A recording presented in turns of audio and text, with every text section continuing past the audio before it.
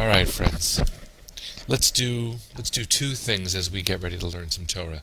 Number one, since this Sunday is Mother's Day, let's wish every mother we know such gratitude. I am, in particular, thanking my wife for being an incredible mother and stepmother to our children. She sets a model that is a beautiful one for my daughters to certainly live up to, and my sons to certainly appreciate, my stepsons and my son. I thank my mother for being there for me all my life, and to all the mothers, thank you. I also acknowledge that Mother's Day is a complicated day for many of us because we have real relationships that sometimes stress us, and so to give strength to all of us. And I also know that Mother's Day is a complicated day for many who have tried to have children, and for whom that is a complicated journey that doesn't always end up with having biological children. And so sending love and strength to everyone. I hope that you have a beautiful day on Sunday. Every day is a day to say thank you for the gift of life and for the work of being a parent. So may Sunday be one special day out of every special day. I also want, given what the news today and yesterday and the day before has been, we are in a moment of struggle as a people, as our homeland, the state of Israel, is under attack again. I had a Facebook memory come my way just this morning.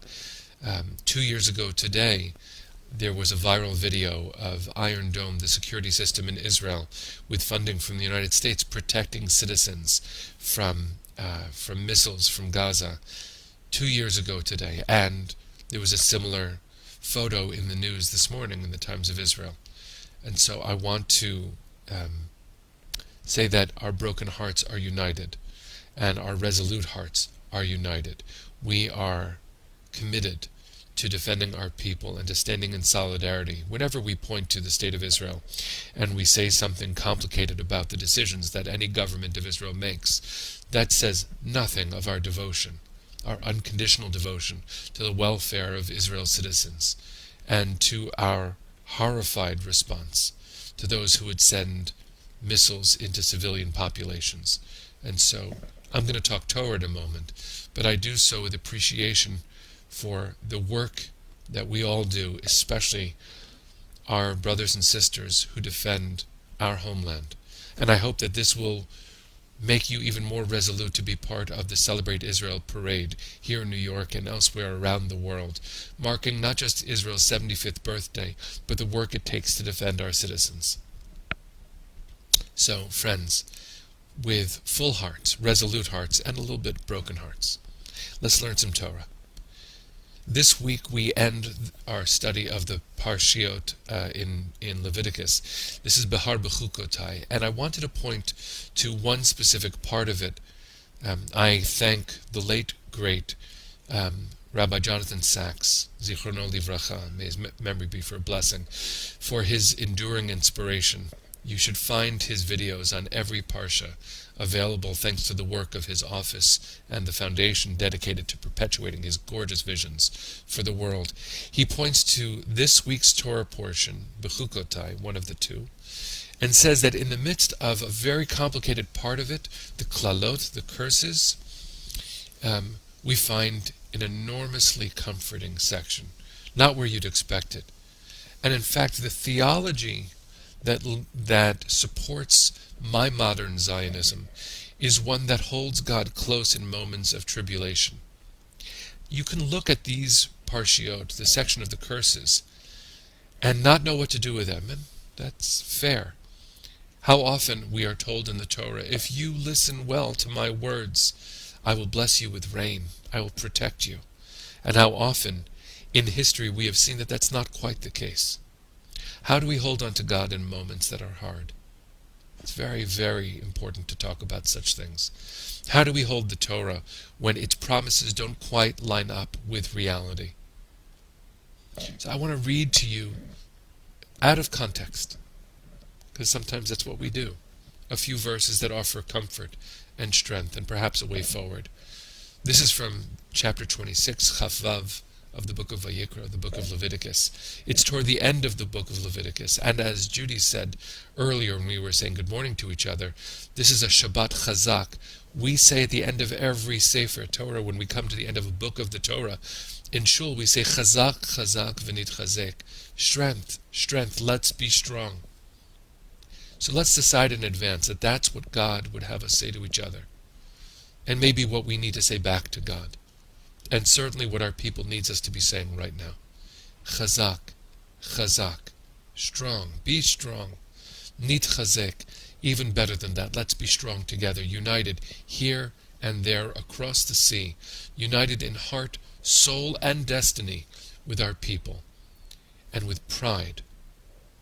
So here are the verses. V'im gamzot biotam be'eretz oivehem, lo ma'astim v'lo ge'altim lechalotam, lahafer briti itam, ki ani Adonai Elohechem.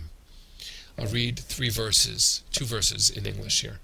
Even then, when they are in the land of their enemies, as often the Jewish people has found itself, certainly in biblical times, I will not reject them or spurn them to destroy them, nor will I annul my covenant with them. I, Adonai, am their God. Rabbi Sachs said it in a beautiful comment that I watched earlier today. He said, even when you break your promises, my children, I will not break mine. In an ancient theology, the reason for the exile was the sins of Israel. You can read that in the Zionist thinking of Rav Kook, the former Ashkenazi chief rabbi of pre-State of Israel, British Mandate Palestine. He talked about how the sins of our people infected the land, and it required the exile, a time of 2,000 years, for the land to be ready for us again, and for us to be ready to reunite. Well, we did in 1948, and we have every day since. Our people has come home, and that home requires devotion. And in that moment, in this redefinition, the rebirth of our people, it is so complicated to wonder about God's place, because if I say God brought us home, what about all that time that God didn't? What about all these moments that are so hard? What about my sister and her family, and so many of our sisters and their families, and our children in miklatim, in shelters, the last 3 days throughout Israel? I prayed for Tel Aviv on social media recently, and a dear friend wrote and said, Tel Aviv is going to be okay. What about Ashdod? What about Sderot? What about Beit Shemesh? We must pray for the peace of our people, and part of the way to help our hearts remain hopeful is to read the verses from this parsha.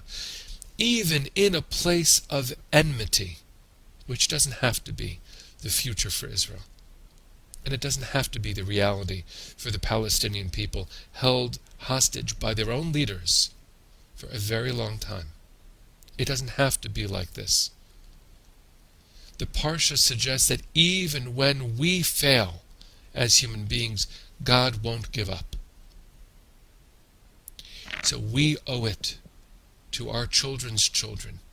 We owe it to everyone's children's children to learn from this parsha, even in a moment, a context of klala, of curse, of wretchedness, of destruction, of missiles, unending missiles, more than 570 missiles over the last 2 days. Even then, we will not be lehafer briti itam. God does not give up on a covenant, nor do we. We believe in peace even when we have to fight. We believe in the future even when we worry. We believe in a covenant even when we aren't yet home again. Well, friends, we are home again. We are going nowhere. We will defend ourselves. The images in the sky that have been broadcast now of Iron Dome and David Slingshot knocking out enemy missiles, terrorist missiles. We will stop the missiles. And I daven. I know not everyone prays the same way, not everyone believes the same way, but I daven, I pray that God holds the missiles and knocks them away, and changes the hearts of those who sent the missiles in the first place so that they can take care of their people, loving their children more than they hate ours. Terrorism itself should end because no one wins when there are missiles in the sky. No one. No one should need Iron Dome or David's sling. No one. And so I pray that God holds everyone safe. I know in my heart of hearts what I was told by a congregant of mine many years ago. I was a rabbi in Berkeley, California, on the 50th anniversary of the 67 war. And I remember, because Berkeley was not an easy place to be a Zionist, I remember asking the people in my congregation older than me, please, friends, remember for a moment, if you were alive and able to really think about things, how did you feel in 1967? Not how do you feel about Israel's decisions. So friends, I'm asking you, not how do you feel about the tumult in Knesset right now. I'm asking you about the power of a covenant. So I remember someone came up to me crying, an older member of my shul, and said, Rabbi, I haven't thought about that in a long time. I haven't thought about that in a very long time. But in 1967, when we won, when we were safe, when we felt strong for the first time in so long, I remember saying to myself, crying, oh, God does love me. God does love us. So in this moment of tribulation, friends, feel the love. Feel the power of that covenant. Feel the gift of being held. Pray for the security and safety of every child on every side of every border. Love like that is big enough to hold everybody. A covenant that is unconditional with children. It's one where the missiles don't fly anymore. An unconditional love begins with the safety of our home. But that's only really going to happen when everyone's home feels safe. So I want to read this verse again. Actually, I'll read the second verse.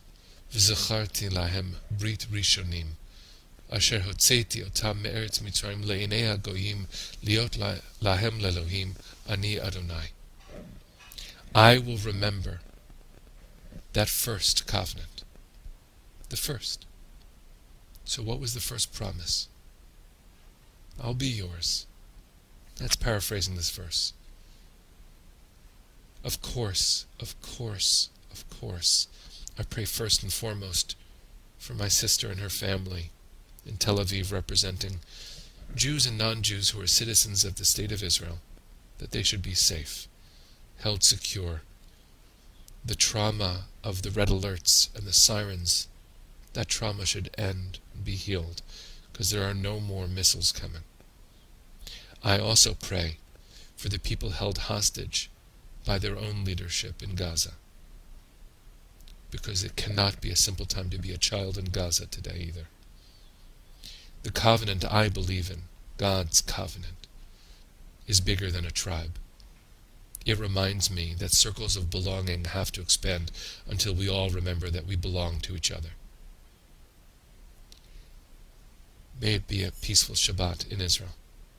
May it be a peaceful Shabbat wherever we are, a true Shabbat of Shalom. May Sunday find us praying for everyone's mother and everyone's child. May it be a better Shabbat than the week we are ending. And when we say Chazak, Chazak, V'nit Chazek, strength, strength, let's be strong, let's mean it. Let's remember the Nit Chazek part. Only when I am strong and you are strong can we truly be strong. That's a covenant worth believing in. Let's sing our way into a good Shabbat. Let's decide it's going to be a good one.